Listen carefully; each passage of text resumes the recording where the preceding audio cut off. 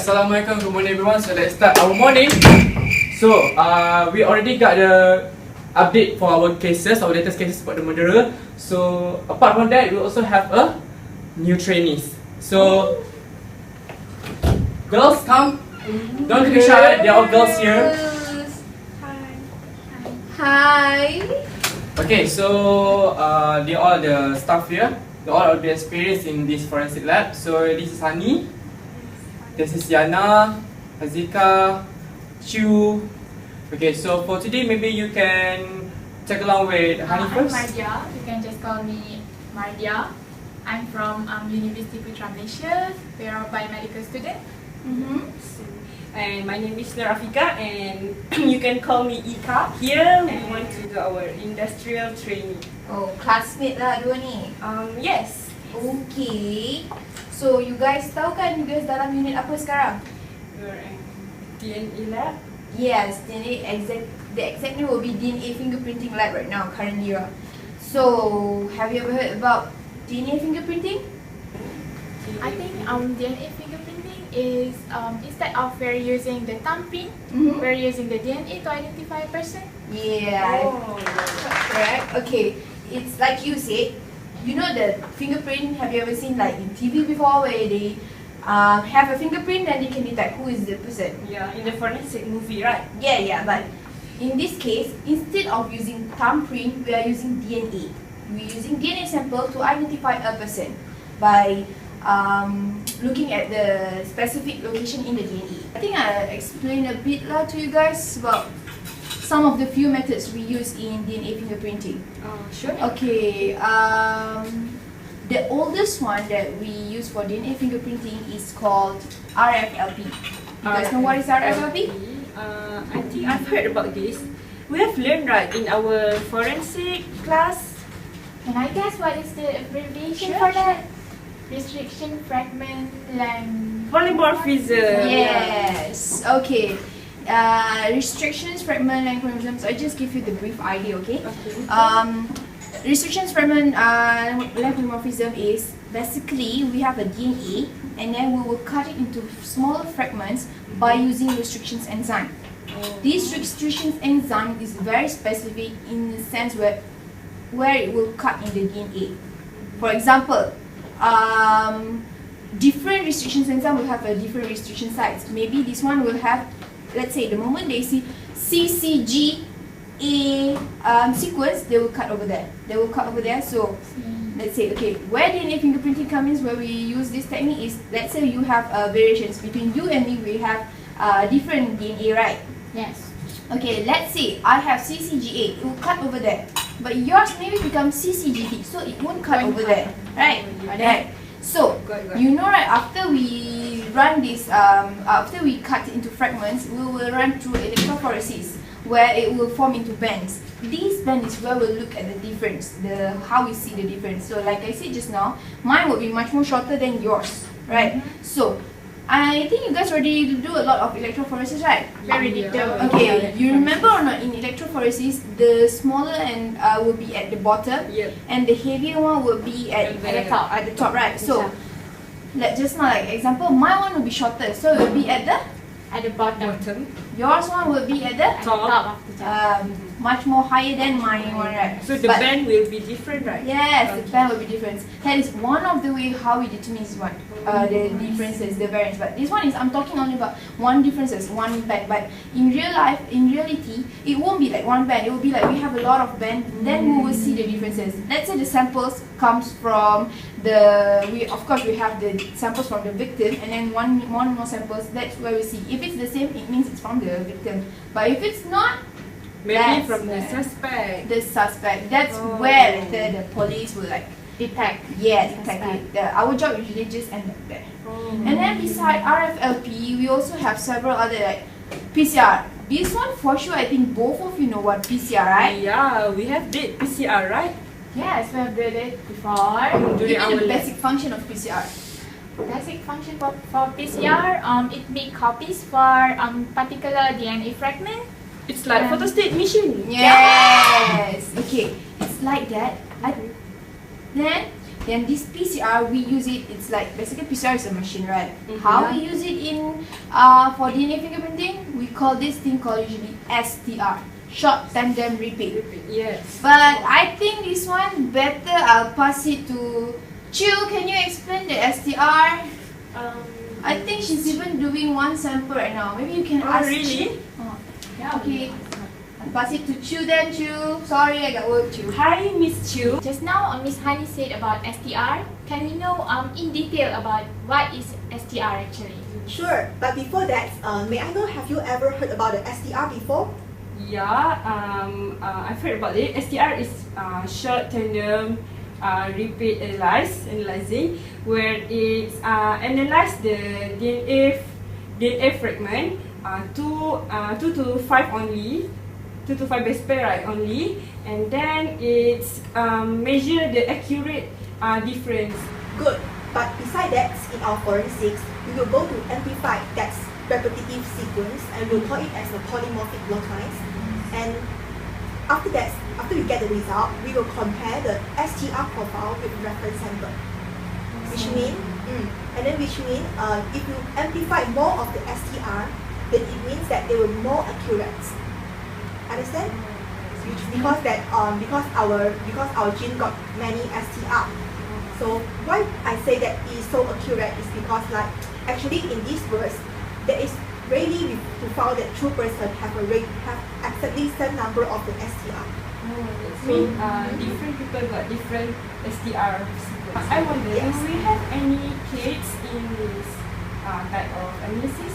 Yes. Now in the markets we have already validated STR multiplex kit.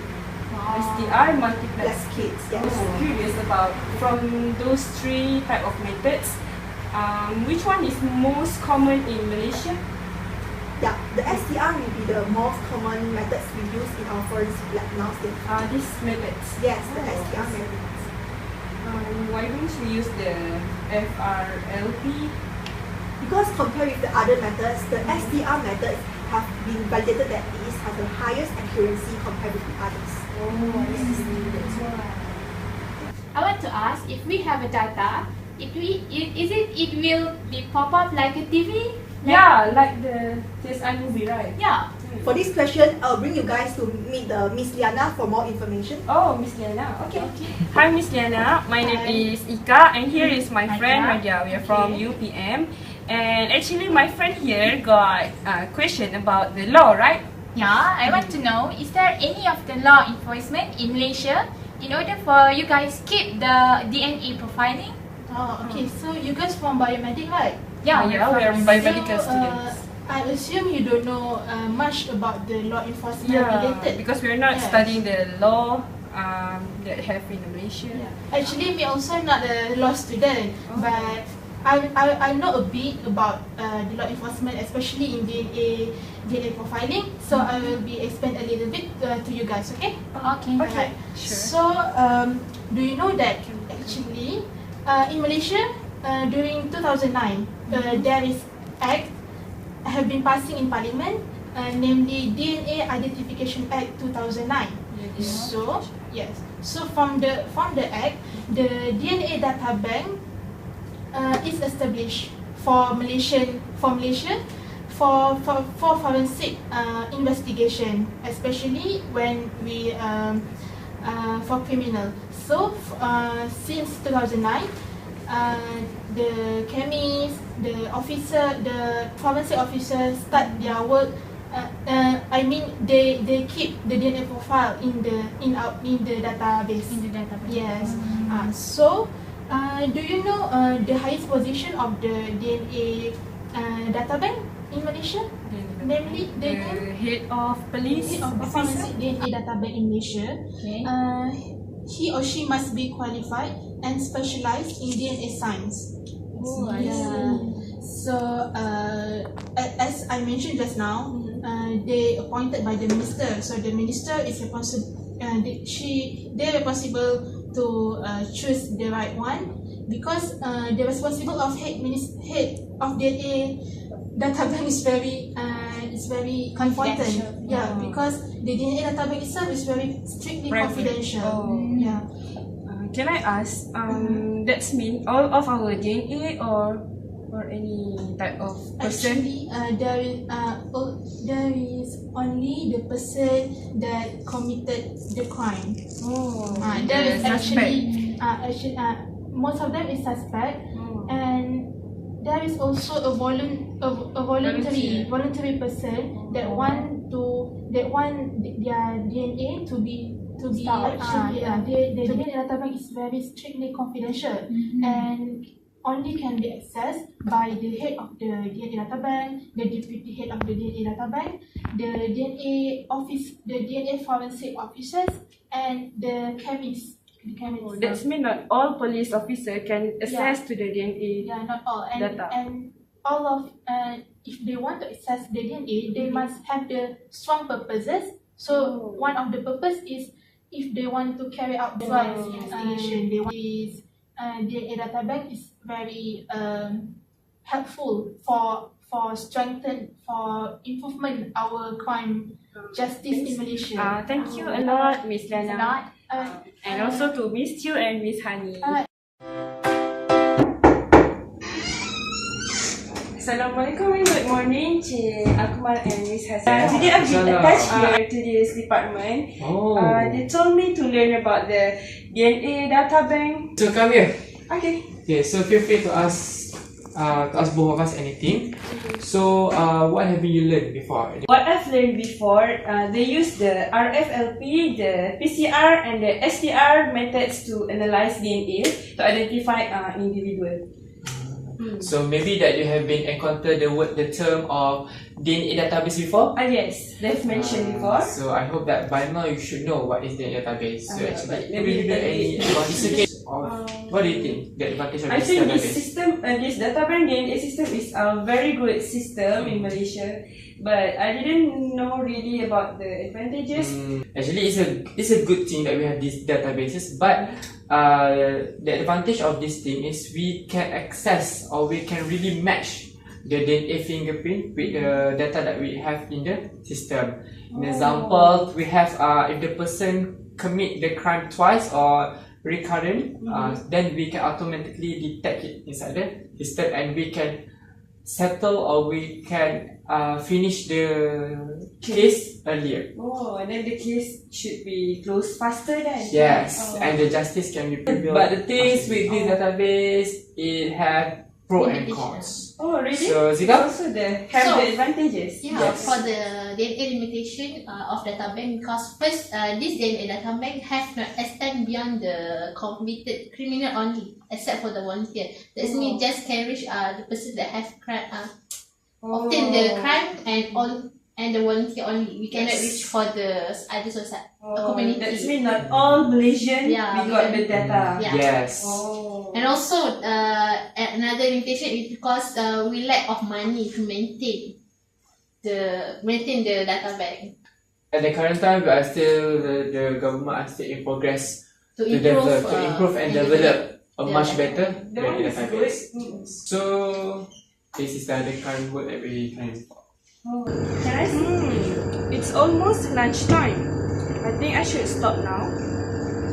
Well, I think I've learned a lot about the DNA fingerprints here, and I'm very glad to be here. Ada yang kita lepas, ada yang kita simpan.